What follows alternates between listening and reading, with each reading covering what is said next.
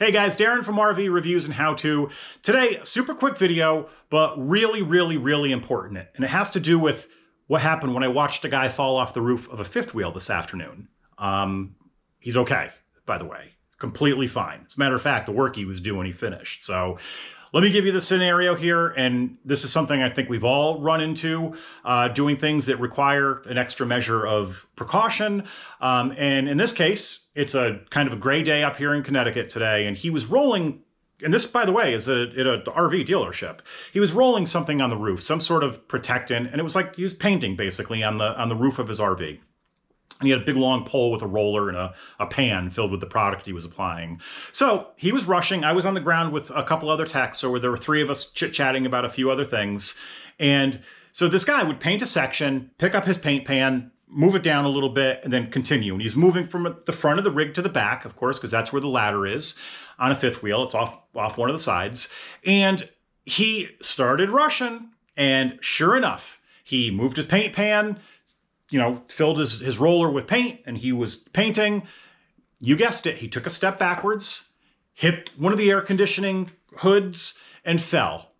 And somehow, again, you heard the noise as he hit the thud, and all three of us turned to watch this guy rolling off the side of the roof. Now, thank goodness, the slide out was extended, the awnings was extended as well. It had an awning topper on it. So between the awning topper and the awning, that broke his fall, and he ended up landing on top of the slide out. So, and kudos to this guy. We're all horrified. And this first words out of his mouth were, "I've fallen and I can't get up." I give him a compliment for having a sense of humor about it. But, and within minutes, he was back on the roof again. He had to finish the project. By the way, he was moving a heck of a lot slower than he was a couple minutes before. But this is one of those things that prompted me to completely change the topic of what I was going to talk about today. And just to remind guys, safety is important. That doesn't mean live your life wrapped up in bubble wrap and a helmet and I think being overly cautious, by the way, can be bad too. But I looked at the statistics, and every year OSHA says 20,000 people fall off of ladders or roofs at a point that require some sort of visit to the emergency room at the very least, and 150 of those people die. And they're not falling off 10-story roofs when bad things happen. A lot of these falls are relatively small distances, a lot smaller than 13 and a half feet off the top of a toy hauler. So here's my admonition to everybody is, please, there's projects that you do that you take a little bit of time, you take a little bit of caution. If you're in a rush, don't do it.